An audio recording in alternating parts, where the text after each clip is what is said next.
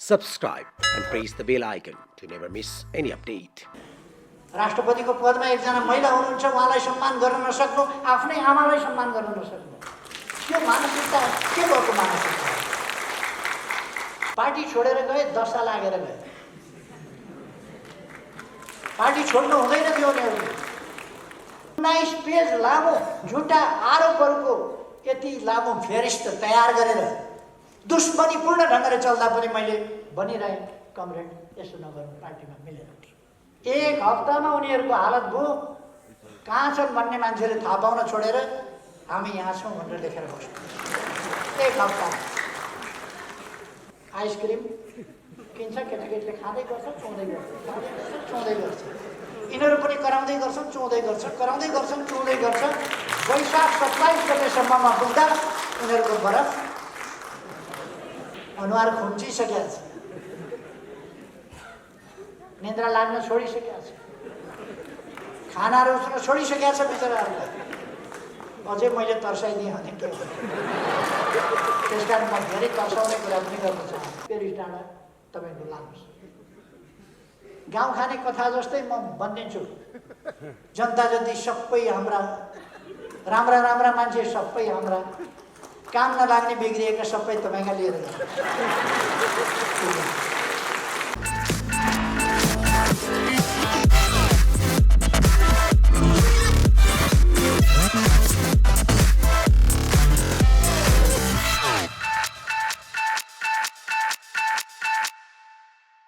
हामीले प्राप्त गरेका उपलब्धिहरूको रक्षा गर्ने कि नगर्ने यो दोषारमा उभिएको छ। र हामीले प्राप्त गरेका उपलब्धिहरूको रक्षा गर्दै थप उपलब्धिका लागि अगाडि बढ्ने, जनतामा रहेको सार्वभौम सत्ता, जनताबाट सम्पूर्ण शक्ति निश्चित हुने कुरा, सम्पूर्ण शक्तिका स्रोत, राज्य सत्ताका स्रोत जनता हुने कुरा, जनतामा सार्वभौम सत्ता रहने कुरा, यी कुराहरू कायम रहने कि नरहने आजको दो बाटोका फैसला हुनुपर्ने विषयहरू यी छन्।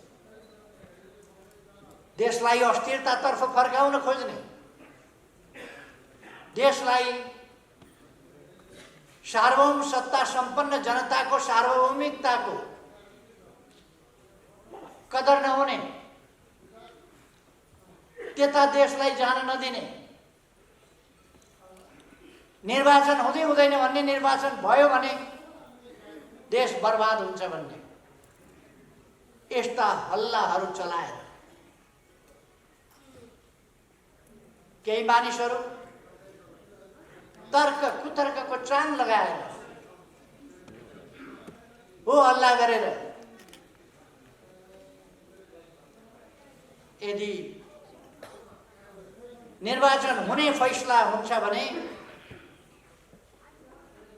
हामी के किन गर्छौँ भनेर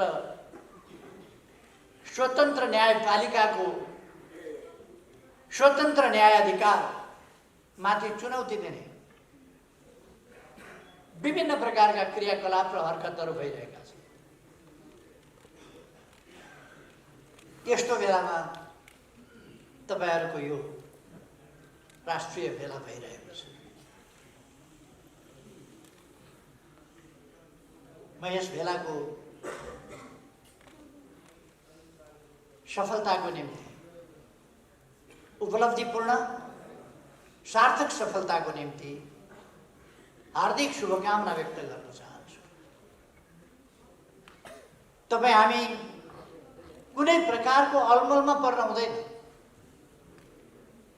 हामीले लामो समय सङ्घर्ष गरेर, बलिदान दिएर, धेरै रगत बगाएर, धेरै पसिना बगाएर, धेरैले अङ्गभङ्ग भएर, धेरैले जेल नैल खटेर, धेरैले निर्वासनमा भएर, धेरैले भूमिगत काम गरेर, धेरैको परिवार छताछुल्ल अवस्थामा पुगेर, धेरै बालबालिकाहरू टुराटुरी भएर, धेरै बा आमाहरू बेसहारा भएर, धेरै अङ्गभङ्ग र अपाङ्गता बिहोर्नु परेर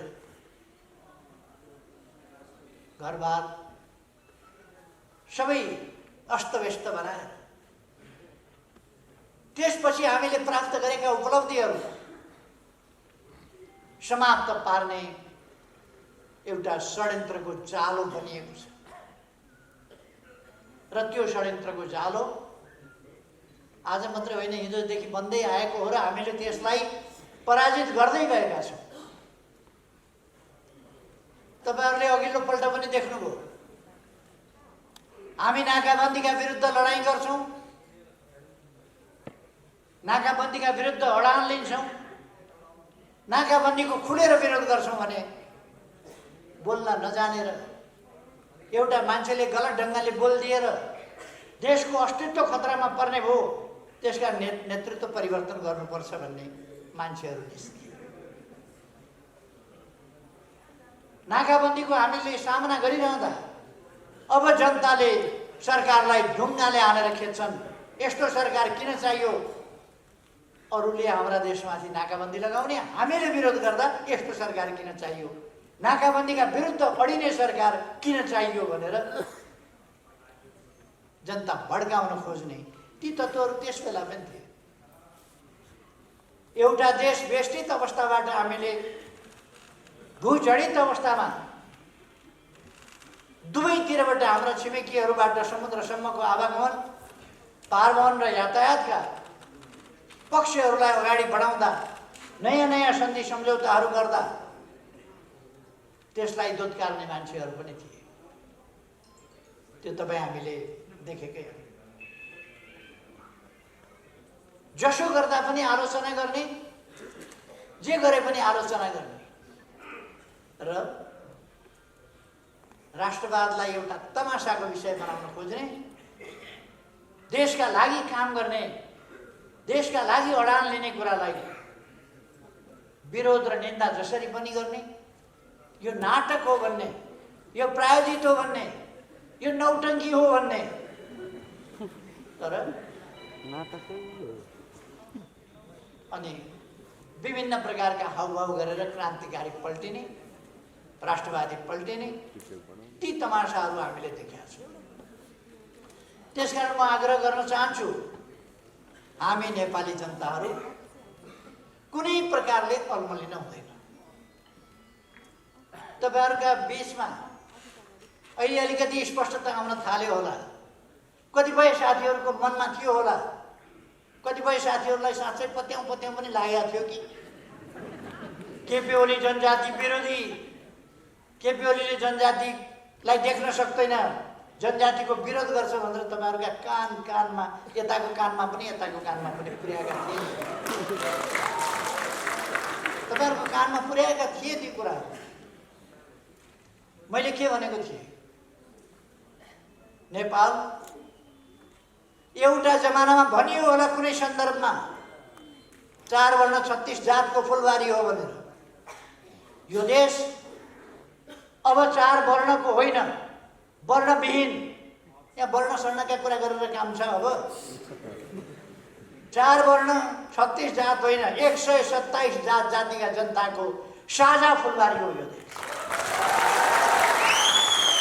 अब वर्ण व्यवस्थामा बाँडिने, वर्णका कुरा गर्ने होइन, हामीले संयुक्त प्रयासबाट सबै जनतालाई समृद्ध बनाउनु छ, धनी बनाउनु छ।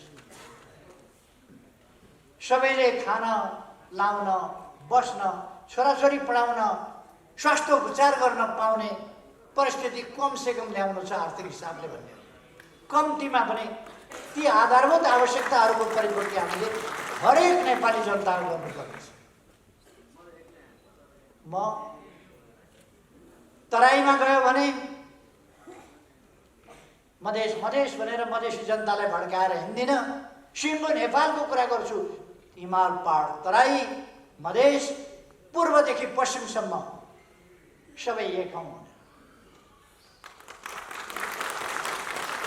म पहाडमा गयो भने जनजातिका कुरा गरेर, जनजातिलाई भड्काएर, जनजाति र अरू जनताका बीचमा फाटो बढाएर हिँड्ने काम गर्दिनँ।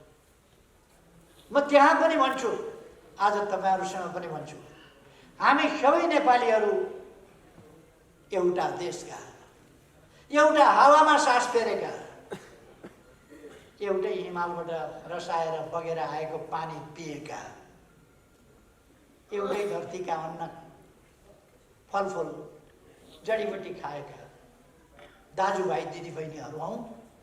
होला हाम्रो इतिहास, हाम्रो पृष्ठभूमि बेग्लै बेग्लै होला, तर हामी एउटा देशका नागरिक हौँ।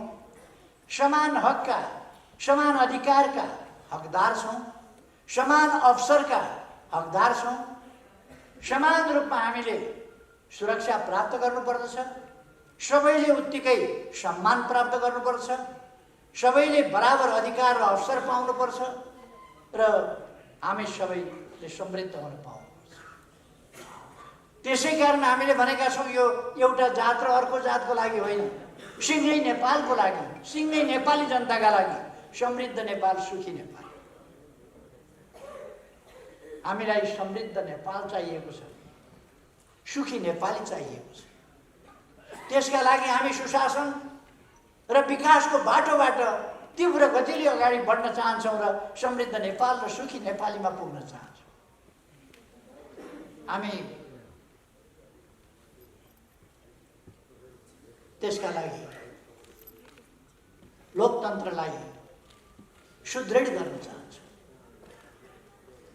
लोकतान्त्रिक गणतन्त्र सुदृढ हुनुपर्दछ, सङ्घीय लोकतान्त्रिक गणतन्त्र सुदृढ हुनुपर्दछ र यस प्रणालीलाई हामीले लडेर ल्याएका हौँ र यो प्रणाली रक्षा गरेर यसका माध्यमबाट हामी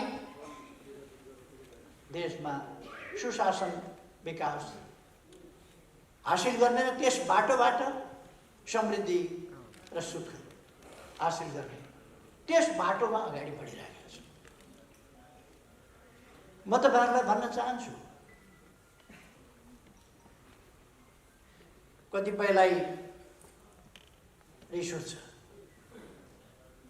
असाध्यै रिस उठ्छ। म अस्ति पशुपति गएँ, धेरैको टाउको टनटनी दुःख, छिटामलले पनि ठिक नगर्ने गरी, केहीले ठिक नगर्ने, त्यसै टाउको दुःख। हाम्रै देशको मन्दिर, हाम्रै सभ्यतासँग, यो आयातित कुरा पनि होइन, हाम्रै सभ्यतासँग,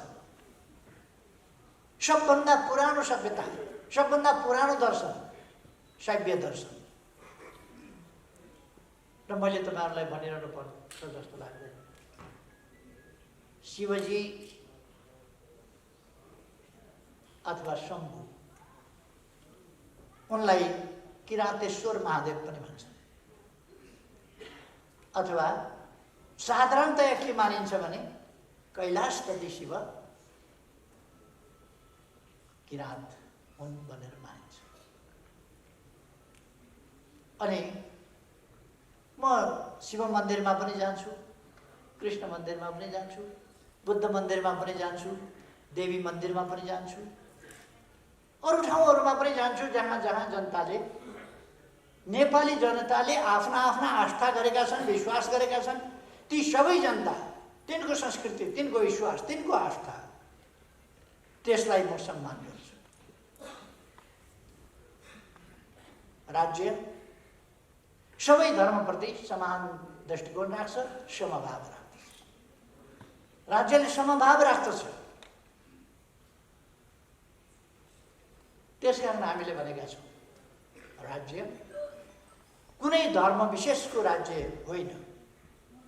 कतिपय देशहरूमा छ त्यस्तो, धर्म विशेषका राज्यका रूपमा फलानु धर्मको राज्य, फलानु धर्मको पार्टी, यो पार्टी, यो देश कुनै एउटा धर्म विशेषको देश होइन, यो 127 जात जातिको,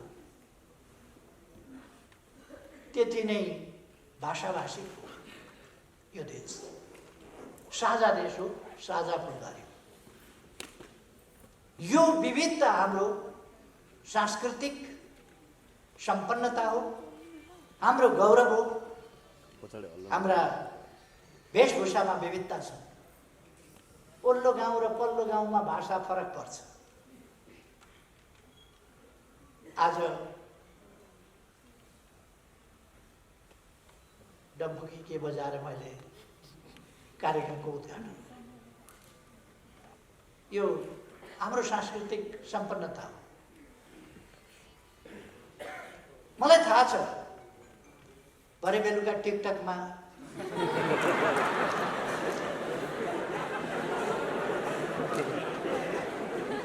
मेरो फोटो डपलीवाले भनेको आउँछ।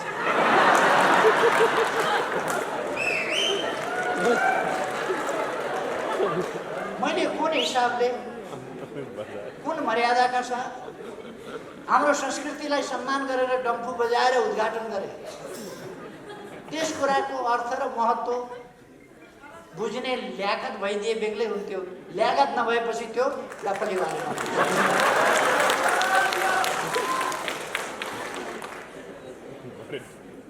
यो गाउँघरका पढाइ लेखाइ कम भएका कुरो बुझ्दैनन् भनेका जनताले गरेको होइन। आफूलाई टाठाबाठा ठान्ने, बुझक्कट ठान्ने, आइटी फ्रेन्डली त्यस्ता मान्छेहरूले गर्ने काम हो। जनता हलमा ल्याउने।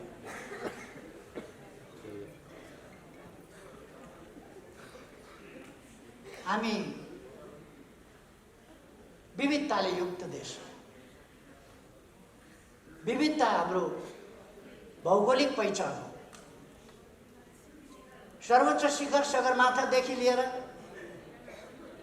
कचन कवल जस्ता समुद्र सतहबाट जम्मा 58 मिटर मात्रै उचाइ भएको तल्लो धेरै होचो जमिन हाम्रो देशमा छ।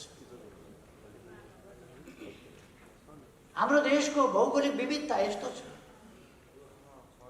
हाम्रो देशमा डाँफे मुनालदेखि मयूर र वनकुखुरा कालेजहरूसम्म पाइने विविधता छ।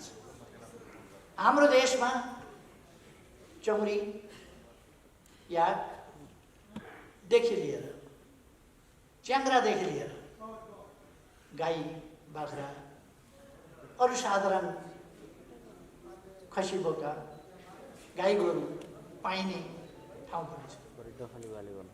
हिम चितुवादेखि लिएर पाटे बाघसम्म तिनै ठाउँका पहाडी चितुवाहरू, हिम चितुवा र पाटे बाघ यी सबै पाउने विविधता हाम्रोमा छ। हिम चितुवा, हिम भालुदेखि लिएर हात्ती गैँडासम्म पाउने विविधता हाम्रो देशमा छ।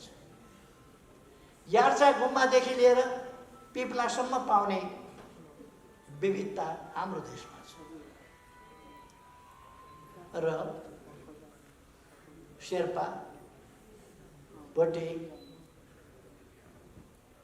गुरुङ, थकाली या विभिन्न अरू यस्तै हिमाली भेगमा बस्ने जातिहरूदेखि लिएर सन्थाल, राजवंशी, ताजपुरिया, दैमाल,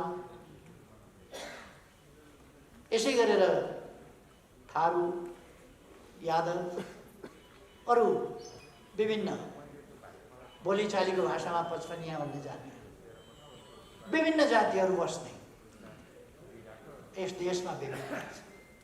अर्थात् यो विविधताको देश हो। यसको सुन्दरता, यसको सम्पन्नता विविधता हो। त्यसै अनुसार हाम्रा वेशभूषामा, हाम्रा परिकारमा, हाम्रा रहन सहनमा, थुप्रै कुरामा हाम्रा भूगोलले भिन्नता ल्याएको छ। हाम्रा ऐतिहासिक पृष्ठभूमिहरूले ल्याएको छ भिन्नता। त्यसै कारण विभिन्न खालका संस्कृतिहरू हामीसँग छन्। एउटा पण्डितले उद्घाटन गरौँ भनेको भए शङ्ख बजाएर गर्थे होला, घन्टी बजाएर गर्थे होला। तपाईँहरूले डम्फु बजाएर गर्नु। एउटा झाँक्रीलाई उद्घाटन गर्न दियो भने उनले ढ्याङ्ग्रो बजाएर गर्थे होला। अरूलाई उद्घाटन गर्न दियो भने नौमती बाजा, पञ्चे बाजा, झ्याम झ्याम बजाएर गर्दा। आफ्ना हाम्रा सांस्कृतिक विविधताहरू छ। एउटा बुद्ध धर्मावलम्बीले शुभारम्भ गर्यो भने ओम मणि पद्मे हूँबाट सुरु गर्छ। अर्को पण्डितले सुरु गर्यो भने ओम मङ्गलम भगवान् विष्णुबाट सुरु गर्छ। आफ्ना आफ्ना संस्कृतिहरू छन्, परम्पराहरू छन्। यो हाम्रो सम्पन्नता हो, यो हाम्रो झगडाको विषय होइन। हामी विभिन्न जातका हुनाले झगडा गर्नुपर्छ। हामीले विभिन्न जातको भएको हुनाले झगडा गर्नुपर्ने कारण के छ? हामी कुकुर र बिरालो हो र मान्छेको जात? एकअर्कालाई देख्ने बित्तिकै यहाँ मुर्रा गरिहाल्नु पर्यो। हामी त मान्छे हौँ, एउटै जातका हौँ हामी मान्छे भनेपछि। त्यसकारण हामी झगडा गर्दैनौँ, हामी मिलेर बस्छौँ। सहअस्तित्व, सद्भाव, पारस्परिक स्नेह, सद्भाव, सम्मान, माया, ममता, पारस्परिक सहयोग, त्यस भावनाका साथ अगाडि बढ्छौँ। अहिले अलिक तरिका बदलिएको छ। अहिले पनि गाउँघरमा कहिले कहिले सोलै सिद्धिन्छ, कहिले कहिले लाइटर सिद्धिन्छ। आगो लिन पल्लो छिमेकीको घरमा जानुपर्छ। अनि पानी चाहिँ उहिले पनि मैले पहिले सुन्दा पनि पानी चाहिँ छुइन्छ भने कहिले कहिले सुन्थेँ, आगो छुइन्छ भने चाहिँ कहिले पनि सुन्थेँ। पानी चाहिँ आफै ल्याएको, आगो पनि छोइयो भनेदेखि त लिन कहाँ जाने? फेरि छिमेकी कहाँ त जुन छिमेकी छ त्यसै कहाँ ल्याउनु पर्यो नि आगो। त्यस कारण आगो चाहिँ छुइँदैन, सजिलोको लागि। अब ती त जमानाका कुरा भयो। अब नयाँ जमाना आयो।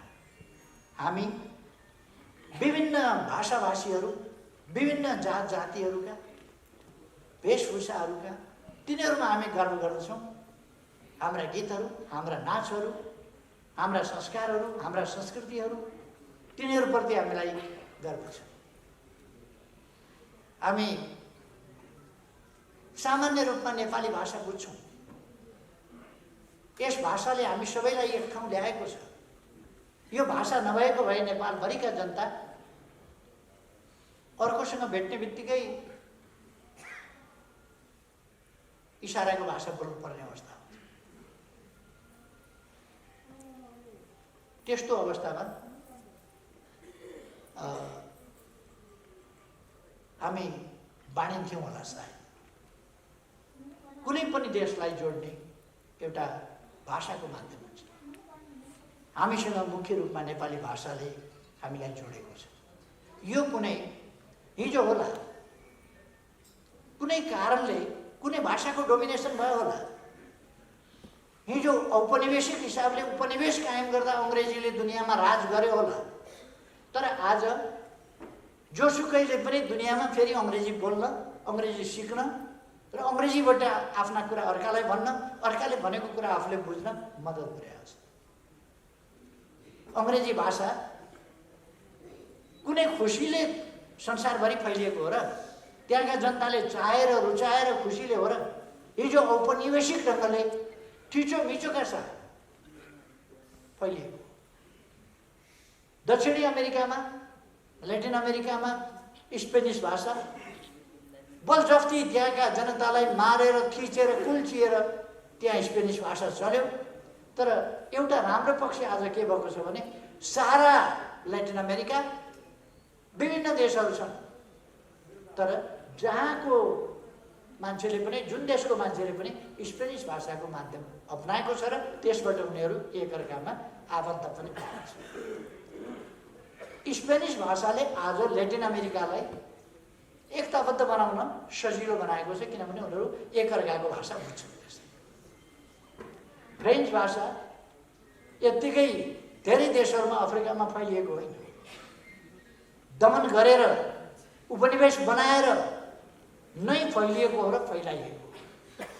तर पनि आज ती देशहरूलाई, कतिपय देशहरूलाई सजिलो भएको छ एक आपसमा बुझ्नका लागि। पृष्ठभूमि जेसुकै भएको होस्, आजको व्यवहारमा हामीले हेर्दा व्यवहारमा आज हामीले हेर्ने हो र त्यो एउटा माध्यम भाषाको रूपमा बनेको छ।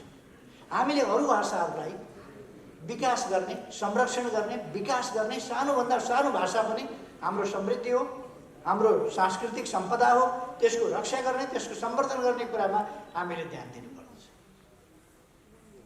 यो देशका तमाम जनताको देश हो, सबैको साझा देश हो। सायद आज जतिको जम्मा 25 जनाभन्दा बढी मन्त्री बनाउन पाइँदैन। अहिले 25 जना मन्त्री बनाउँदा यस मन्त्री परिषदमा जनजाति पनि परेको छ, मधेसी पनि परेको छ, सुदूरपश्चिमको पनि परेको छ, पहाडी भेगको, हिमाली भेगको पनि परेको छ, तराई भेगको पनि परेको छ, पूर्वको पनि परेको छ, मध्यको पनि परेको छ, महिला पनि परेको छ, थारू पनि परेको छ र जनजाति कमसेकम 9 जना जनजाति छ। महिला पनि परेको छ, जनजाति पनि 9 जना छ। कम्तीमा 9 जना होला, हिसाब गरेको मैले हिसाब गरिरहेका छु होला, किनभने मैले सबै परोस् भन्ने कुरा ख्याल राख्छु, यसको यति भनेर हिसाब गरेन। किनभने यो हिसाब गरेर होइन, भावनाले हाम्रो एकता, भावनाले हामी एकताबद्ध हुन्छौँ र एकतालाई अगाडि बढाउँछौँ। म तपाईँहरूलाई यस भावनाका साथ, जुन देश पहिचानका नाउँमा राजनीति गर्न थाल्यो, फरक विचार, फरक आस्था, फरक जात वा फरक धर्मलाई शत्रु देख्न थाल्यो, त्यसको विनाश भएको छ। आज अरबका कतिपय देशहरूमा जुन भयानक मारकाट चलिरहेको छ, त्यो के भएर एउटै इस्लाम धर्मभित्रकै सिया र सुन्नीका बीचमा मारकाट मचाइदिएको छ। सिया र सुन्नी भएका छन्, लडेका छन्, मारामार भएको छ।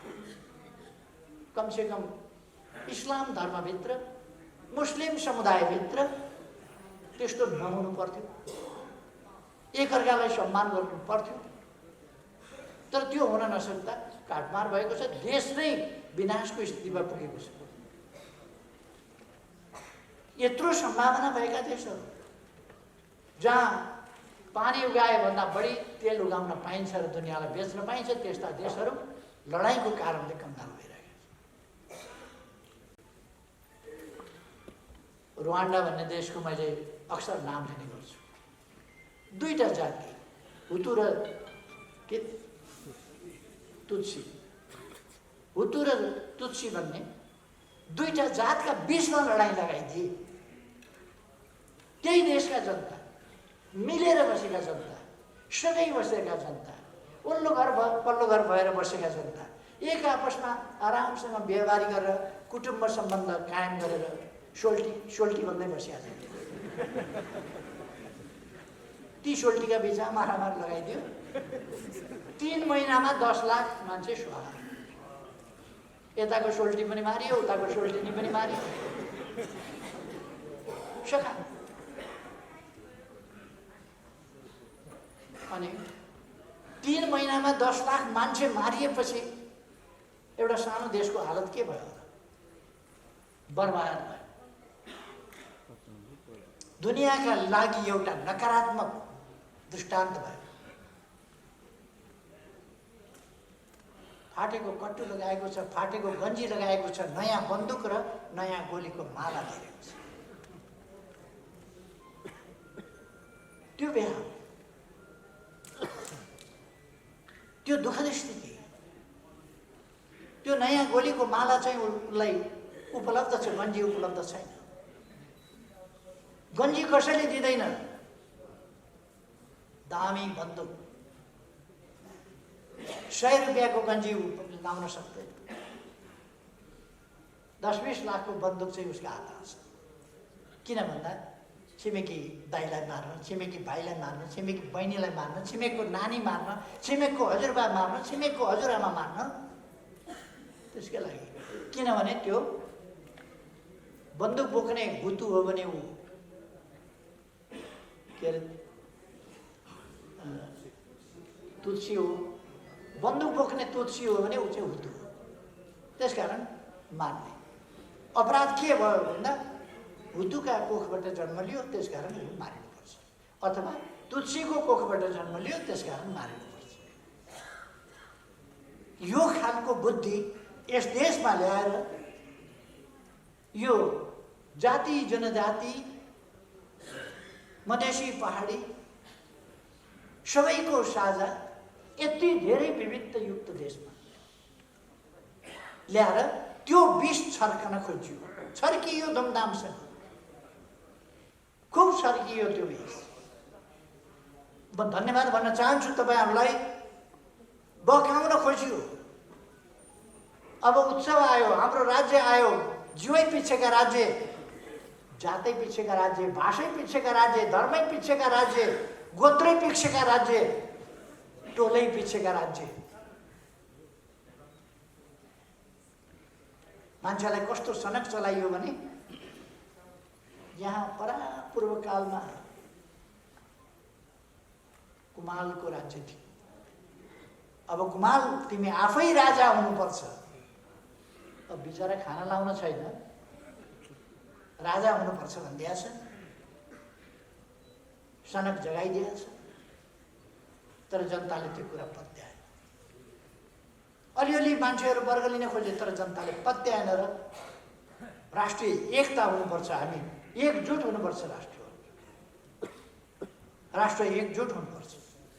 एकजुट भएर हामीले लोकतन्त्रका लागि लड्नुपर्छ, सबैका अधिकारका लागि लड्नुपर्छ, शान्तिका लागि लड्नुपर्छ, सद्भावका लागि लड्नुपर्छ, पारस्परिक सहयोगका लागि लड्नुपर्छ।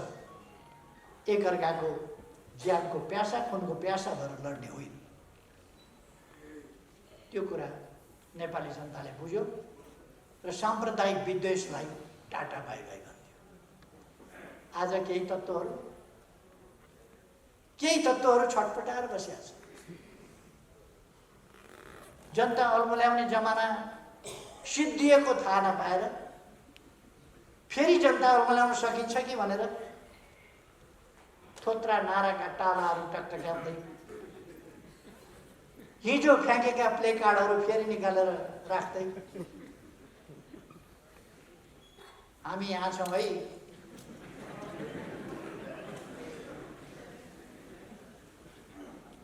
भन्दै त्यसरी फेरि जनता झुक्क्याउन सकिन्छ कि भनेर केही तत्त्वहरू लिइरहेका छन्। आज हामीले, म साथीहरूलाई भन्न चाहन्छु, हामी तुलनात्मक रूपमा सानो राष्ट्र, दुईटा ठुला छिमेकीहरूका बिचमा छौँ। दुईटा ठुला छिमेकीका बिचमा छौँ। यस कुरालाई हामीले अवसरको रूपमा प्रयोग गर्नुपर्दछ। दुईतिर हाम्रा ठुला छिमेकीहरू छन्, अवसरको रूपमा यसलाई प्रयोग गर्नुपर्छ। हामीले हाम्रो उत्पादन व्यापक बढाउनु पर्दछ। हामीसँग बजारको कमी हुँदैन, किनभने दक्षिणमा 1,30,00,00,000 जनसङ्ख्या। हामीले उत्पादन गर्ने हो भने त्यो सामान किन्न तयार भएर बसिया छ। त्यहाँ धेरै टाढा जाँदै पर्दैन। 1,30,00,00,000। उत्तरतिर 1,40,00,00,000। हामीले जे उत्पादन गरेर पठायो भने पनि कोदो पठाउनु सकिन्छ, मकै पठाउनु सकिन्छ, फापर पठाउनु सकिन्छ, कुखुरा पठाउनु सकिन्छ, चौरीको दुध पठाउनु सकिन्छ, छुर्पी पठाउनु सकिन्छ, चिज बनाएर पठाउनु सकिन्छ, फलफुल पठाउनु सकिन्छ, आँप पठाउनु सकिन्छ, सुन्तला पठाउनु सकिन्छ, कागती पठाउनु सकिन्छ, एभोकाडो पठाउनु सकिन्छ, अथवा तपाईँ औद्योगिक सामग्रीहरू उत्पादन गरेर पठाउनु सकिन्छ। ऊ दुनियाँको बजारमा उसले कब्जा जमाएको छ, तर उसलाई पनि तपाईँले एउटा मात्रै दाल खाँदा खाँदा खाँदा खाँदा भएपछि अर्को दाल खान मन लाग्छ। हाम्रो हिमाली भेगको जति स्वादिष्ट उत्पादन कहीँ पनि हुँदैन। अल्टिट्युडमा फलेको फलफुल खाद्यान्न या अरू कुनै पनि कुरा होस्, दुध मासु जेसुकै होस्, अलिक अल्टिट्युडमा फलेको उच्च भूभागमा फलेको जति स्वादिष्ट कुनै पनि हुँदैन, त्यो जति पौष्टिक पनि कुनै हुँदैन, त्यो जति औषधीय गुणयुक्त पनि कुनै हुँदैन। त्यसकारण त्यसको मूल्य नै बेग्लै हुन्छ र हाम्रा छिमेकीहरू त्यत्र बजारका रूपमा छन् हाम्रा निम्ति। उनीहरू समृद्ध हुँदैछन् र हामीले राम्रो सम्बन्ध कायम गर्यौँ भने त्यस सम्बन्धबाट हामी लाभ पनि लिन सक्छौँ र हामीले जस्तो आजबाट हामीले खोप सुरु गरेका छौँ। मैले अहिले 5वटा हस्पिटलहरू खोपको कार्यक्रम उद्घाटन गरेपछि 5वटा हस्पिटलहरू, टिचिङ हस्पिटल, प्रहरी हस्पिटल, त्यसपछि आर्मी हस्पिटल, प्रसुति गृह र पाटन हस्पिटल, 5वटा हस्पिटलहरूमा कसरी खोप लगाउने कार्य भइरहेको छ भनेर पनि निरीक्षण गरेँ। हामीले त्यो खोप 10 लाख खोप हामीले भारत सरकारबाट उपहारको रूपमा पायौँ। हाम्रो भारतसँग सम्बन्ध बिगाऱ्यो भन्दा धेरै कराउँछन्, तर कति बिग्रिया रहेछ भन्ने कुरो उनीहरूले लगाउन सँगसँगै हामीलाई 10 लाख अनुदानमा दिएकोबाट बुझिन्छ।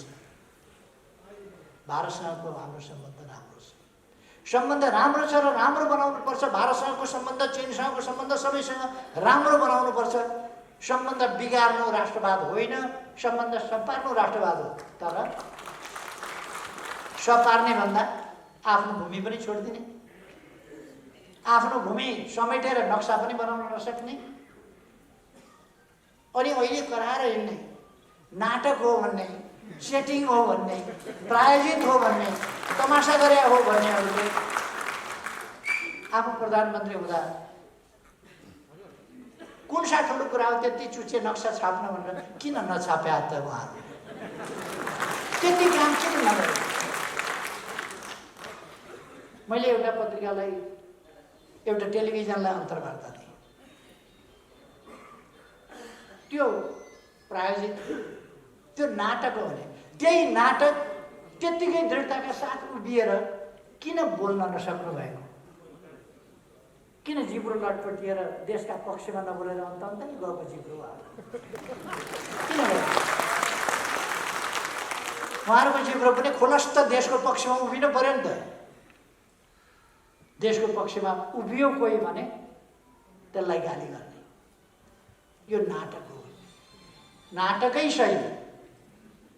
हामी हाम्रो भूभाग फिर्ता ल्याउँछौँ संवादको बाटोबाट, वार्ता गरेर हामी भूभाग फिर्ता ल्याउँछौँ। हामीले कसैसँग दुश्मनी गर्न खोजेको होइन, हाम्रो अधिकार लिन खोजेको हो र हाम्रो वास्तवमा आफ्नो भूमि हामीले जुनसुकै कारणले होस् हिजो अर्कोतिर गएछ, आज हामी फिर्ता ल्याउँदैछौँ। 58 वर्ष अगाडि, 59 वर्ष अगाडि त्यो भूमि, नेपालको भूमि भारतले आफ्नो भनेर दाबी गर्यो वा यत्तिकै शासकहरूले छोडे। 59 वर्षदेखि कसैले किन बोलेन, कसैले किन नक्सा छापेन, कसैले किन फिर्ता ल्याउन वार्ता गरेन? अनि अहिले जब वार्ता चल्न थाल्यो, अस्ति भर्खर परराष्ट्र मन्त्री गएर गम्भीर ढङ्गले वार्ता गर्नुभयो, अनि अहिले यो सबै नक्कली कुरा हो। सक्कली चाहिँ कस्तो हुन्छ देखाइदिनुहोस्। उहाँहरूले गरेको सक्कली के थियो त्यो देखाउनु। मभन्दा अगाडि धेरैजना प्रधानमन्त्री हुनुभयो होला, चीनतिरबाट पारवन र यातायातको सम्झौता किन गर्नु भएन? चीनबाट पनि समुद्रमा पुग्न सकिन्छ, विश्वसँग जोडिन सकिन्छ भन्ने उहाँहरूलाई थाहा थिएन, किन गर्नु भएन? अनि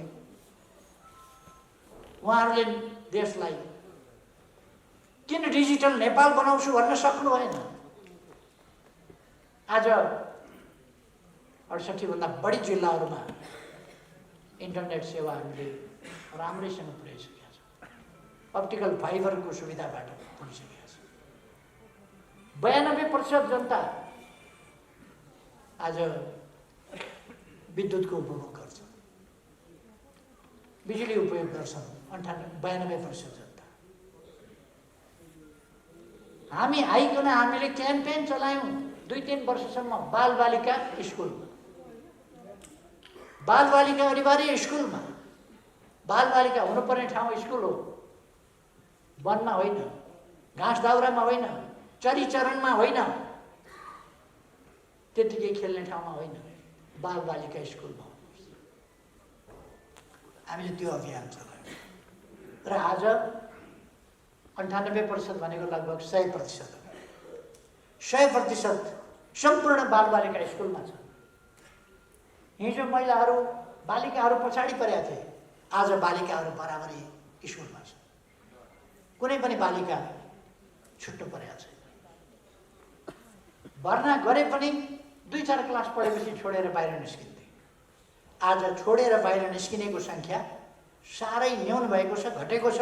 अब बालबालिका विद्यालय छोड्दैनन्, किनभने नछोड्नका लागि हामीले प्रबन्ध गरेका छौँ। छोड्नुपर्ने उनीहरूको बाध्यता हामीले हटाएका छौँ। मभन्दा अगाडिका प्रधानमन्त्रीहरूलाई फुसका छाना हटाउनुपर्छ, टिनका छाना जनतालाई हालिदिनुपर्छ भन्ने किन बुद्धि आएन त? मैले फुसका छानाहरू भएका ठाउँमा टिनका छाना हाल्ने भने उखान टुक्काले देश चल्छ। विद्वानहरूले टिनका छाना हालिदिनुपर्छ, गरिबको छानामा भनेको त टिनका छाना हाल्नुपर्छ भने त उखान टुक्का पो सुनेछ। जनता आवास भनेर छाप्रासम्म नभएका जनतालाई हामी आवास बनाएर दिँदैछौँ, आवास निर्माण गरेर दिँदैछौँ। उखान टुक्का सुन्छ, कठै दया लाग्छ। कतिपय बुद्धिजीवीहरू उखान टुक्का सुन्छ, कतिपय नेताहरू उखान टुक्का सुन्छ। तपाईँहरूले सुन्नै भएको छ, अस्ति पनि सुन्नुभयो तपाईँहरूले। यो जक्करै रहेछ, देशैलाई हँसाएर हिँडेको छ। अनि मैले त्यसको जवाब दिएको थिएँ, मेरो काम बाबुआमा मार्ने बालबालिकालाई टुरा टुरी बनाएर रुवाउने काम होइन। मेरो छोराछोरी मारिदिएर बाबुआमा रुवाउने काम पनि होइन। उपद्रव गर्ने मेरो काम होइन। मैले जनतालाई हँसाउने काम, नेपाललाई समृद्ध बनाउने काम हो, जनतालाई सुखी बनाउने काम हो। हाम्रा बालबालिकाका चेहरामा मुस्कान हुनुपर्दछ, आँखामा आँसु होइन। हाम्रा आमाहरूका अनुहारमा मुस्कान हुनुपर्दछ, आँखामा आँसु होइन। मैले आफ्ना नीतिहरू स्पष्ट ढङ्गले भन्ने गरेको छु। यो हिजो लडेका योद्धाहरूको कमजोरी होइन, हिजो लडेका नेता कार्यकर्ताहरूको कमजोरी होइन, तर प्रमुख नेताले देशलाई धोका दिएको चाहिँ अपराध, धोका दिएको। क्रान्तिका सपना बाँडेर, व्यवहारिक सपना होइन, हुने खालका सपना होइन। मैले समृद्धिका सपना बाँडेको हुँ। कोही पनि यस देशमा भोकले मर्दैन, कोही भोकै पर्दैन, कोही भोकले मर्दैन भन्ने मैले नारा दिएँ र त्यसलाई व्यवहारमा कार्यान्वयन गरेको छु। कोही भोकै पर्दैन, कोही भोकले मर्दैन, त्यसलाई कार्यान्वयन गरेको छु। तपाईँहरूले देख्नुभएको छ, तपाईँहरूले देख्दा देख्दै सडकमा प्लास्टिक टिपिरहेका, दुःख पाइरहेका, जसलाई खाते भनिन्थ्यो, तपाईँहरूले सुन्नुभएको छ। खाते भनिन्थ्यो ती बालबालिकालाई। आज सडकमा सडक बालबालिका छैनन् र कुनै बालबालिकाले खातेको अपमान सहनु परेको छ। अहिले सरकार छ तिनलाई हेर्ने, तिनको अभिभावक छैन भने सरकार अभिभावक छ, सरकारले अभिभावकत्व लिनुपर्छ मैले भनेको छु। र तपाईँहरूले सरकारमा सरकारको प्रतिबद्धता देख्नु भएको छ। त्यो प्रतिबद्धता कुरामा होइन, व्यवहारमा। आज सडकमा तपाईँले खाते भनेर अपमान गरिने हाम्रा बालबालिका, छोराछोरीहरू, नाति नातिनीहरू देख्नुभएको छ सडकमा। अहिले फर्केर जाँदा हेर्नुहोस्, सडकभरि कहीँ बालबालिका देख्नुहुन्छ अलपत्र।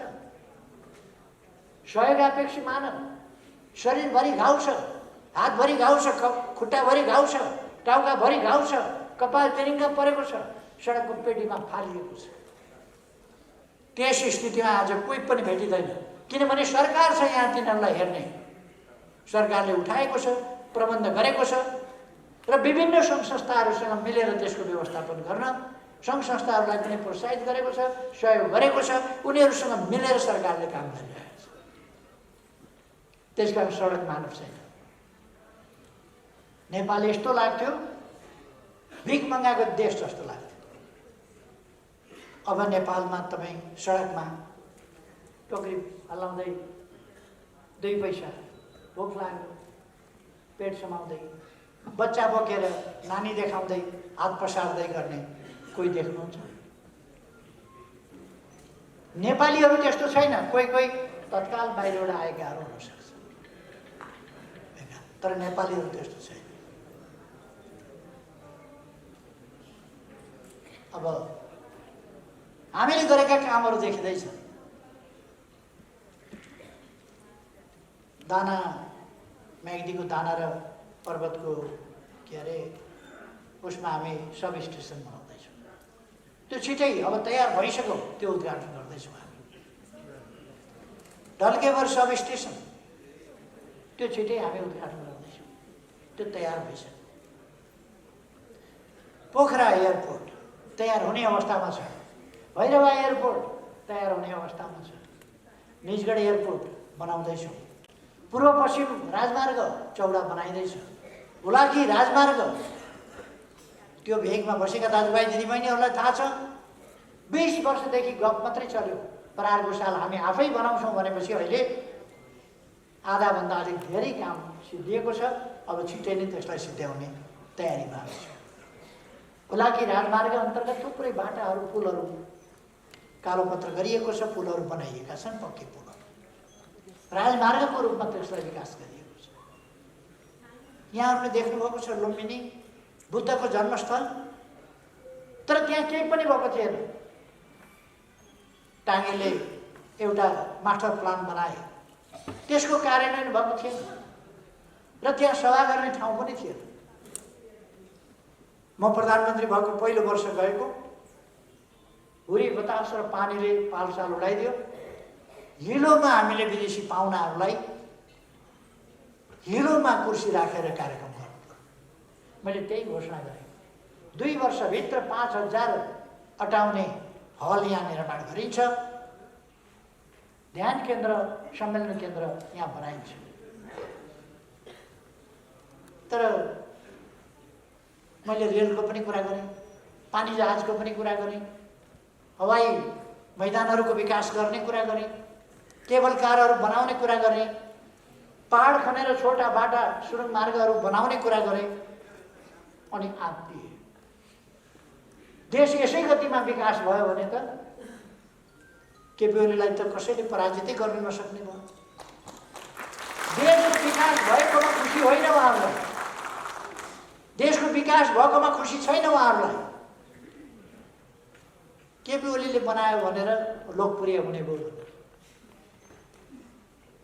अस्ति तपाईँहरूले बोलेको सुन्नुभयो होला, धरहरा केपी ओलीले बनायो भन्छन्। केपी ओलीले हो र भीमसेन थापाले बनाएको? भीमसेन थापाले बनाएको धरहरा उहिले लडेर फेरि बनाएर फेरि लडेर अहिले तयार गर्दैछु। मैले बनाएको होइन, आफै बनाएको हो भाइ। एकजना विद्वानले भने इन्जिनियरले बनाए, कसले बनाए? ठिक छ, मलाई बनाउनु छ।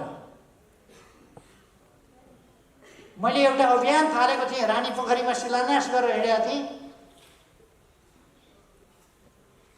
त्यो शिलान्यास जहाँको त्यहीँ रहेछ। शिलान्यास गरेको इँटा लेउ लागेको, फेरि आएर रानी पोखरी बनाइयो। रानी पोखरी अहिले तपाईँहरूले हेर्नुहुँदैछ। पहिले जस्तो अब रानी पोखरी सुक्दैन, नसुक्ने गरी बनाइएको छ, त्यसको व्यवस्था मिलाइएको छ। भत्किएका मन्दिरहरू, पुराना पुरातात्विक महत्त्वका ठाउँहरू, अनेक गुम्बाहरू, अनेक मन्दिरहरू, अनेक ऐतिहासिक स्थलहरू हामीले निर्माण गरेका छौँ। तपाईँहरूले देख्नुभएको छ आफ्नो जिल्लामा मुस्ताङको साथीहरू हुनुहुन्छ, बेनीबाट कोर्लासम्म जाने बाटो, त्यो बजेट मैले राखेको हुँ, त्यो बाटो मैले बनाउन लगाएको हुँ र त्यसको सुरुवात मैले गरेका थिएँ। अनि आत्तिए, त्यो बाटो नबनाउन पाए हुन्थ्यो। अनि पहिले नै बनाएको भए हुन्थ्यो नि त, अरूले किन नबनाएको? मैले बनाएपछि किन आत्तिए? नयाँ नयाँ बाटाहरू बन्दैछन्। कोशी करिडर बन्दैछ, कर्णाली महाकाली करिडर बन्दैछ, कर्णाली करिडर बन्दैछ, अर्को करिडर बन्दैछ, बाटाहरू बन्दैछ। गएको एक आर्थिक वर्षमा मात्रै 900 किलोमिटरभन्दा बढी बाटो बन्यो। म प्रधानमन्त्री यसपल्ट भइसकेपछि 5000 किलोमिटरभन्दा बढी डबल लेन, 4 लेन र 6 लेनका बाटाहरू निर्माण भए, कालोपत्र भए, पक्की बाटाहरू। थुप्रै केबल कारहरू हुने तपाईँहरूले देख्नुभएको छ। अब टनेल मार्ग यहाँबाट नौबिसे, एकछिनमा यो 15 मिनट पनि लाग्दैन नौबिसे, 5-7 मिनटको बाटो भयो नौबिसे। त्यो तपाईँहरूले देख्दै हुनुहुन्छ। चीन जाने बाटो, टोखा छहरे खण्ड र बेत्रावतीबाट स्याप्रोबेसीसम्मको खण्ड टनेलबाट लानेर 1 घन्टाभित्र हामी चीनको बोर्डरमा पुग्छ।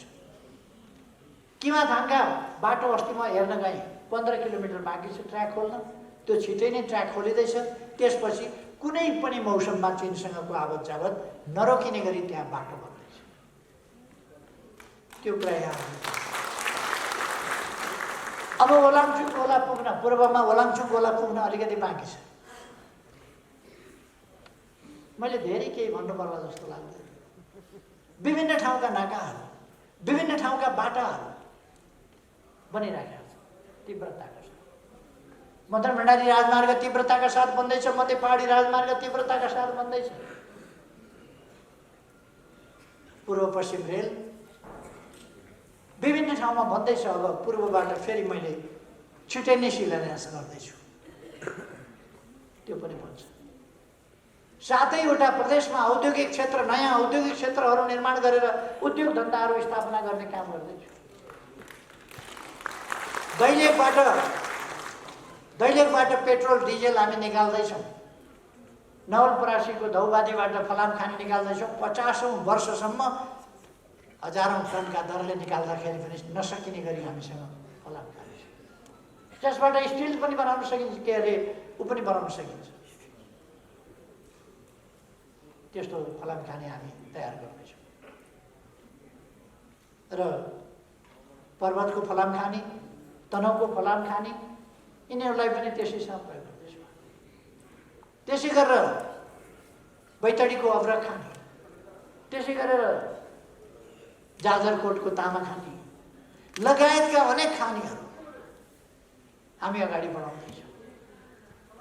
रोजगारीका अवसरहरू नेपालमा, अब नेपालभित्रै रोजगारीका अवसरहरू सिर्जना गर्न पर्दछ र नेपाली युवाहरूलाई विदेश पठाएर रेमिटेन्सबाट राज्य चलाउने, समाज चलाउने, सरकार चलाउने त्यो परिपाटीको अन्त्य गर्नुपर्छ। विदेशी युवाहरू, हाम्रा युवाहरू विदेशमा गए, विदेश भाषिए, दुःख पाए भनेर आज मेरो आलोचना गरेको म सुन्दैछु। मेरो समयमा विदेश पठाइएको होइन, पहिलेदेखि एउटा सिलसिला सुरु भयो। आज हामी विदेश जानुपर्ने बाध्यतालाई कम गर्दैछौँ र केही वर्षभित्र विदेश जानुपर्ने बाध्यताको अन्त्य गरेर यहीँभित्र रोजगारीका अवसरहरू सृजना गर्छौँ। हामी कृषिको आधुनिकीकरण, व्यावसायिकीकरण, मसिनीकरण गर्दैछौँ। अब लेकाली भेगमा स्याउ खेतीहरू अथवा जैतुनको खेती अथवा विभिन्न प्रकारका अरू जडीबुटीहरू, गुच्ची च्याउ जस्ता च्याउहरू जो अत्यन्तै दामी छन्, सुन्दा च्याउ तर अत्यन्तै महँगो र औषधीय गुणयुक्त, जो धेरै ठुल्ठुला रोगहरूको औषधि हुन्छ। यार्सा गुणमा 5 औँले अरू यस्ता थुप्रै औषधिहरू, अरू थुप्रै औषधिहरू हामी लगाउन सक्छौँ। यो हाम्रो भूभाग औषधीय गुणयुक्त भूभाग। त्यसर्थ हामी यहाँ उद्योग धन्दा, व्यवसाय, कृषि, पर्यटन, पूर्वाधारको विकास, होटल व्यवसाय आदि, शिक्षा, स्वास्थ्यका क्षेत्रहरू, सबै क्षेत्रतिर कसरी आधुनिकीकरण गर्ने, कसरी देशलाई अगाडि बढाउने दृष्टिकोण सहित, योजना सहित, कार्यक्रम सहित हामी अगाडि बढिरहेका छौँ। यो कुरासँग आत्तिएका छन् र हामीले यस प्रक्रियालाई निरन्तर अगाडि बढाउने कि यस प्रक्रियालाई केही जालसाजी तत्त्वहरू, केही कपटी छली तत्त्वहरू, जनतालाई धोका दिने र अल्मल्याउने तत्त्वहरू, आफ्ना निम्ति, आफ्ना परिवारका निम्ति, आफ्ना नातागोताका निम्ति मरिमेटेर दुनियाँलाई धोका दिने तत्त्वहरू, तिनीहरूलाई देश बर्बाद गर्न दिने, यो छुट्याउने बेला भएको छ। त्यसकारण म तपाईँहरूलाई आग्रह गर्न चाहन्छु, भ्रम र अलमलमा नपरौँ। एक छ नेपाल, एक हुनुपर्दछ। एक भएर नेपालले, एकजुट भएर हामीले हाम्रा साझा समस्याहरूको समाधान गर्नुपर्दछ। गुम्बा हाम्रा हुन्, चैत्य हाम्रा हुन्, मस्जिद हाम्रा हुन्, मन्दिर हाम्रा हुन्, अरू सबै हाम्रा।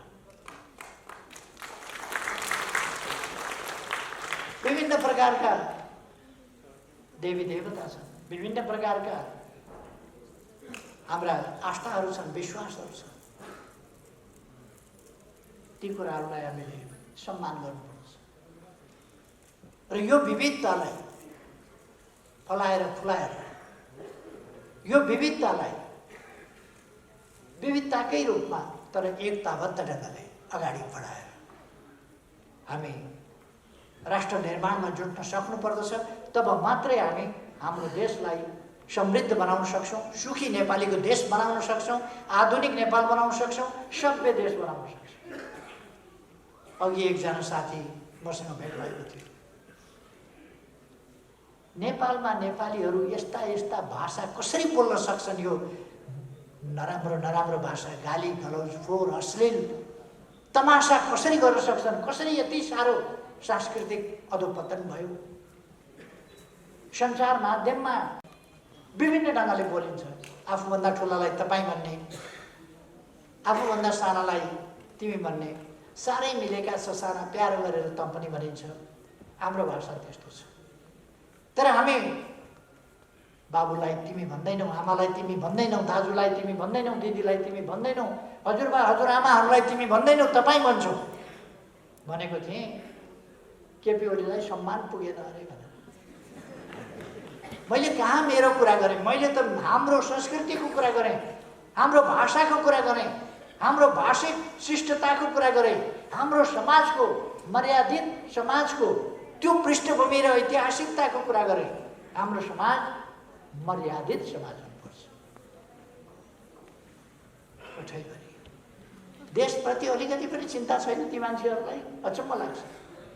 देशप्रति अलिकति माया छैन, आफ्नो सभ्यता संस्कृति इतिहासप्रति अलिकति पनि गौरव छैन, गौरव लाग्दैन, अरूका पछाडि कुदेको छ। अनि यो अरूको मानु खाने र अरूको भजन गाउने कुरा यो नेपालीहरूले किन छोड्न नसके होला?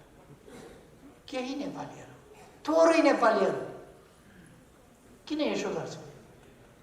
यो कुरा देशको गौरवपूर्ण इतिहासका विरुद्ध छ, हाम्रो सभ्यता संस्कृतिका विरुद्ध छ, हाम्रो गौरवका विरुद्ध छ।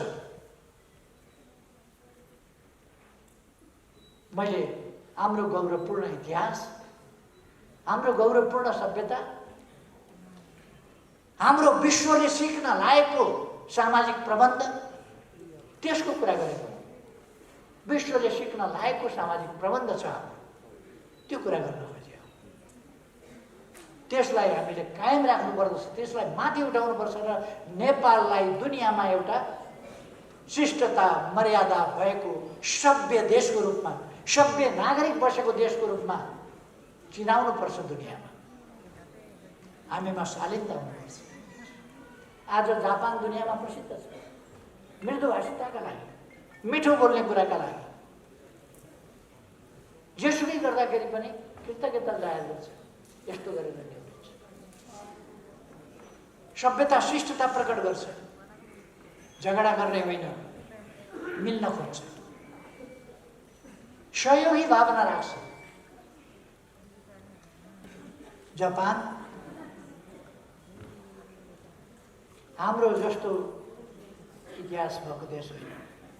यद्यपि जापानको आफ्नो इतिहास छ, तर हाम्रो सभ्यताको, संस्कृतिको, ज्ञानको, शिक्षाको त्यो पृष्ठभूमि त्यो अरू देशसँग छैन। तर आजको दुनियाँमा जापान सभ्य शिष्ट देश भनेर चिनिन्छ, एउटा सभ्य देशको रूपमा गरिन्छ। नेपाल सभ्य देशको रूपमा किन लिन्छ? त्यसकारण म सम्पूर्ण नेपाली दाजुभाइ दिदीबहिनीहरूलाई आग्रह गर्न चाहन्छु, हामीले हाम्रो देशलाई वीर पुर्खाहरूको देश, यो साँच्चै बहादुरहरूको देश, विद्वान पुर्खाहरूको देश, यो विद्वानहरूको देश, यो सभ्यता युक्त देश, सभ्यताको महान देश, सभ्य देश हुनुपर्दछ। हाम्रो बोली वचन व्यवहार सभ्य हुनुपर्दछ, मर्यादित हुनुपर्दछ, अनुकरणीय हुनुपर्दछ, अनुसरणीय कमसेकम हुनुपर्दछ, अनुसरणीय हुनुपर्दछ। अरूले क्या भयो? नेपालमा मैले जाँदा यस्तो राम्रो देखेँ भने, नेपालमा कति असभ्यता। केही मान्छेहरू सम्मानित संस्थाका विरुद्ध, जुन संस्था बोल्दैन, जुन संस्था सम्मानित संस्था भनेर मात्रै चिनिन्छ, राष्ट्रको सर्वोच्च संस्था, त्यसको सम्बन्धमा बेइज्जत कसरी गर्न सकिन्छ, अपमान कसरी गर्न सकिन्छ, त्यसमा त्यो अपमान आफ्नै अपमान हो। राष्ट्रपतिको पदमा एकजना महिला हुनुहुन्छ, उहाँलाई सम्मान गर्न नसक्नु, आफ्नै आमालाई सम्मान गर्न नसक्नु, त्यो मानसिकता के भएको मानसिकता? सम्मानको कति असभ्यता हो त्यो। हामीले यो असभ्यतातर्फ हाम्रो समाजलाई लान खोज्ने असभ्य तत्त्वका प्रयासहरूलाई असफल बनाउनु पर्दछ र हाम्रो देशलाई एउटा सभ्य शिष्ट देशको रूपमा चिनाउनु पर्दछ, अगाडि बढाउनु पर्छ। हाम्रो देश असभ्य भनेर चिन्नु हुँदैन।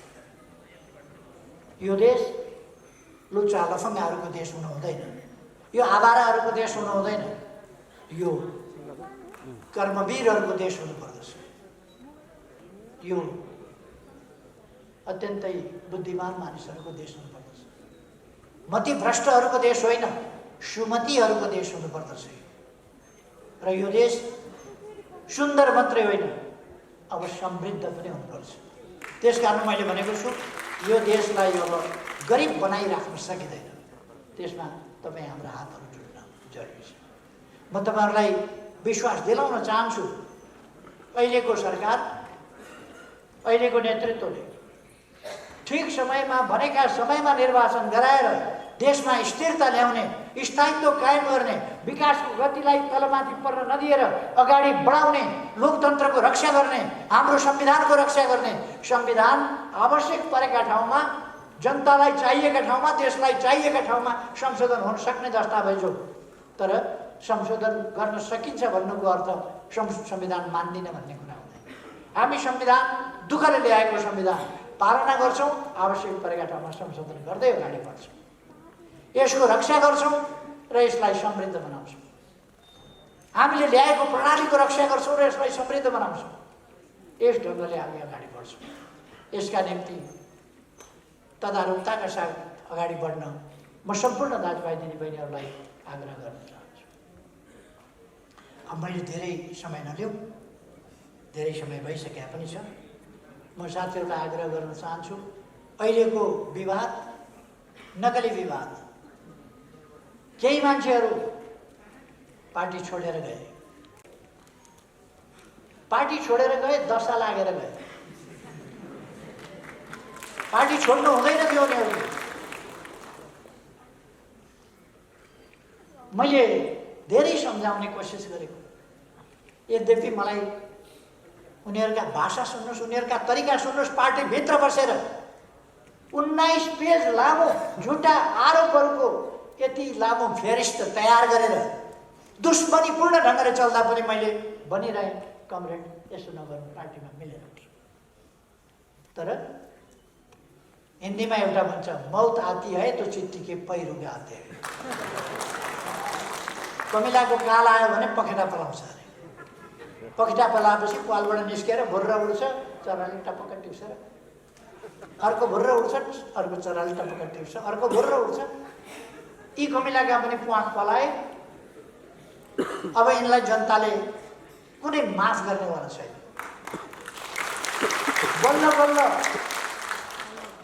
बल्ल बल्ल 6 सालमा बनेको पार्टी 8 सालदेखि फुट्न सुरु भएको पार्टी, वास्तवमा भित्रभित्र ढाँचा पर्न थालेको पार्टी, यस्तै खालका सामन्ती चिन्तन भएका व्यक्तिहरू घुसेर एकतालाई भड्काउन थालेको 8 सालदेखि, त्यहाँदेखिको पार्टी अहिले आएर एकजुट बनाइएको थियो। फेरि कसका उलामालामा लागेर, कसका हितका लागि, कसको भलाइका लागि पार्टी फुट्नु? पार्टीका लागि त भलाइ थिएन, जनताका लागि त भलाइ थिएन। कसका लागि उफ्रिएर कुदिया। एक हप्तामा उनीहरूको हालत भयो, कहाँ छन् भन्ने मान्छेले थाहा पाउन छोडेर हामी यहाँ छौँ भनेर लेखेर बस्नु। एक हप्ता नेताहरूमध्ये एकजना अस्ति नागरिक समाजमा सडकमा ओर्लिए। अरूको पनि नौबत त्यही हो, अरूको पनि हकीकत त्यही हो। हेर्दै जानुहोस्, 3 महिनापछि यिनीहरू सबै नागरिक समाज हुनेछन् र सडकमा नागरिक समाजका अगुवा भनेर, हामी यहाँ छौँ नागरिक समाजका अगुवा भनेर यिनीहरूले भन्छन्। यिनीहरूको पार्टी साटी बरफ पग्लिए जस्तो पग्लियो। आइसक्रिम किन्छ, केटाकेटीले खाँदै गर्छ, चुँदै गर्छ, खाँदै गर्छ, चुँदै गर्छ। यिनीहरू पनि कराउँदै गर्छन्, चुँदै गर्छ, कराउँदै गर्छन्, चुँदै गर्छ। वैशाख 27 गतेसम्ममा पुग्दा यिनीहरूको बरफ सबै चुन्छ। वैशाख 27। हिजो एउटा सञ्चार माध्यमले लेखेछ, केपी ओलीले भनेको एउटा कुराको जवाफ किन देखिराखेका छैन यिनीहरूले? 2 अङ्क पुग्ने छुने सिटहरू ल्याएर देखाउन सक्छौ? मैले सोधेँ। 2 अङ्क पुग्नलाई 1 का पछाडि 0 चाहिन्छ। 9 भन्दा 1 अङ्क माथि ल्याउनुपर्छ 2 अङ्क पुर्याउनका लागि। 10 सिट यिनीहरूले जित्ने सम्भावना काहीँ छ? कतै छैन। 10 सिटको कुनै सम्भावना छैन। म त्योभन्दा धेरै तल नभनिदिउँ, यसै त सडकमा रोइ कराइ गरिराखेको छ। अनुहार खुम्चिसकेको छ,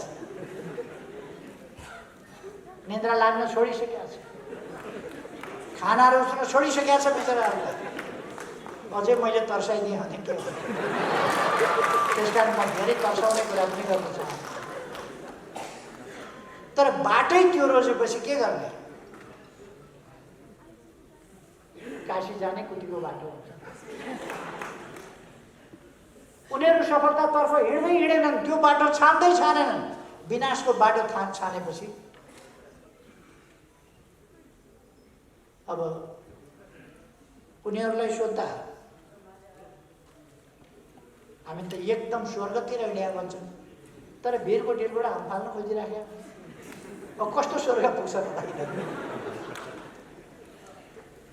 त्यो बाटो नजाऊ भन्ने मेरो आग्रह उनीहरूलाई पनि छ। अहिले पनि हामीले कुनै कारबाही गरेका छैन, उनीहरूलाई कुनै कारबाही गरेका छैन, निकालेका छैन। उनीहरूले प्रहसन गरेका छन्, इन्टरनेसनल प्रहसन। एउटा केपी ओलीलाई पार्टीबाट साधारण सदस्य पनि नरहने गरी माइतीघर मण्डललाई कताबाट निकाले। पार्टीबाट साधारण सदस्य पनि नरहने गरी केपी ओलीलाई निकालिदिए। मैले त्यस्तो प्रहसनको पनि कुनै जवाब दिएको छैन। चुप लाएर बसेको छु। फर्क साथी, बेहाल हुनबाट जोग्यौ, अहिले पनि फर्क, म आग्रह गरिरहेको छु। फर्किए फर्किन्छन्, नफर्किए के गर्नु? राम राम भन्न सकिन्छ भन्ने छ नि, काँध हाल्न सकिन्छ। म साथीहरूलाई आग्रह गर्न चाहन्छु, आत्मविश्वासका साथ, उच्च मनोबल लिएर, कुनै भ्रममा नपरिकन स्पष्टताका साथ एक ढिक्का भएर, एकजुट भएर अगाडि बढौँ। हाम्रो आन्दोलनलाई कसैले रोक्न पनि सक्दैन, असफल पार्न पनि सक्दैन। हाम्रो सफलतालाई कसैले खोज्न पनि सक्दैन। हामी सफलतापूर्वक अगाडि बढौँ। अब आउने निर्वाचनबाट हामी एउटा नयाँ इतिहासको रचना गर्दैछौँ। अब आउने निर्वाचनबाट यत्रो बिना नेता उफ्रिएर बाहिर गएका छन्, छुट्याएका छन्, तर पनि हामीसँग फेरि चुनाव लड्न किन दुनियाँ तर्सिरहेको छ? हामी हौँ आधिकारिक भनेर निर्वाचन आयोगमा लेखे, अलिक पछि आधिकारिक होइनौँ भनेर त्यो फेरि फिर्ता लिए। के तमासा गरे पनि थाहा छैन। जे होस्, आधिकारिक हामी हौँ। सबैलाई थाहा छ, प्रचण्ड सूर्य चिन्हबाट एकपल्ट चुनाव लडेका छन् कहिल्यै, अनि सूर्य चिन्ह उनको अरे हाम्रो। सूर्य चिन्ह निर्वाचन आयोगमा 47 सालमा दर्ता गर्ने हामी। मैले छानेको हो सूर्य चिन्ह, अनि सूर्य चिन्ह मेरो होइन अरे, प्रचण्डजीको अरे। मैले के भनेको छु भने, यो साथी हो, फुट्ने नै हो भने अस्वस्थ बेठिक गतिविधिहरू, अस्वस्थ गतिविधिहरू, नराम्रा क्रियाकलापहरू किन गर्ने? फुट्ने नै हो भने सडक जाऊ न। प्रचण्डजीलाई मैले भनेको, हामी त भाडाको घरमा बसिराखेका छौँ दम्बाराईमा, भाडाकै घरमा बसौँ न। हामीसँग पार्टी कार्यालय भत्किया छ भैँचालोले। पेरिस डाँडामा उहाँको पार्टी भवन छ, कार्यालय छ। म त्यो हेर्न पनि जान्न, त्यतापट्टि खोज्दा पनि खोज्दिनँ। अर्काकोमा मलाई लोभ पनि छैन। अनि हाम्रोतिर आँखा किन लाउने फेरि? त्यसकारण पेरिस डाँडा तपाईँको लानुहोस्। गाउँ खाने कथा जस्तै म भनिदिन्छु, जनता जति सबै हाम्रा, राम्रा राम्रा मान्छे सबै हाम्रा, काम नलाग्ने बिग्रिएका सबै तपाईँका लिएर जानु। तपाईँको सम्पत्तिको पनि हामीलाई लोभ छैन, केहीको पनि लोभ छैन, लिएर जानु। तर हामी दृढ छौँ, कृत सङ्कल्पित छौँ। यो आन्दोलनलाई समाप्त हुन दिँदैनौँ, यो पार्टीलाई समाप्त हुन दिँदैनौँ। तपाईँहरूले हैरान पारेर पार्टी चल्न दिनुभएको थिएन, आन्दोलन चल्न दिनुभएको थिएन, सरकारका खुट्टा तानेर काम गर्न दिनुभएको थिएन। कुन्ती मोक्तानले त गीत गाउँदाखेरि सजिलोसँग गाउँछ, म त हिँड्छु मेरै बाटो खुट्टा तान्दै गऱ्यो। मैले पनि त्यो गीत गाइराखेँ, खुट्टा तान्दै गर, म त आफ्नै बाटो हिँड्छु भनेर। कहाँ सजिलोसँग हिँड्न दिने र फटाफट खुट्टा तानेपछि त कुन्ती मोक्तानले गाए जस्तो सजिलो कहाँ हुँदो रहेछ र? हिँड्न खोज्यो खुट्टा तान्छ, हिँड्न खोज्यो खुट्टा तान्छ।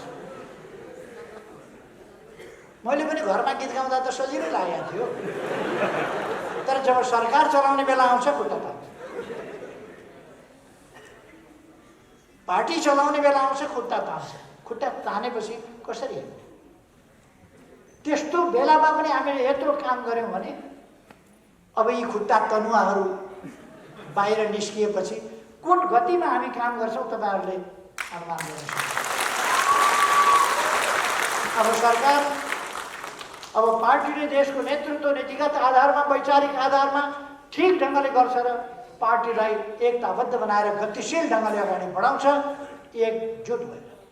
अब पार्टी यताबाट आधाले तान्ने, यताबाट आधाले तान्ने, पार्टी कतै जान नसक्ने, हल्लिएर बस्ने खालको हुँदैन। एकैतिरबाट हामी विकासको बाटोतिर देशलाई अगाडि बढाउँछौँ। त्यस काममा पार्टी लाग्छ। त्यसकारण म साथीहरूलाई आग्रह गर्न चाहन्छु, आत्मविश्वासका साथ ढुक्क भएर अगाडि बढ्नुहोस्। विजय हाम्रो हुन्छ, सफलता हाम्रो हुन्छ, त्यसलाई कसैले रोक्दैन। तपाईँहरूको यस कार्यक्रमले तपाईँहरूलाई अझ एकताबद्ध बनाओस्, अझ ऊर्जा दियोस्, आत्मविश्वास भरोस्, तपाईँहरूलाई अझ सुदृढ रूपमा सङ्गठित गरोस् र तपाईँहरूलाई अगाडि बढ्न प्रेरणा दियोस् भन्ने शुभकामनाका साथ म आफ्नो भनाइ टुङ्ग्याउँछु। धन्यवाद।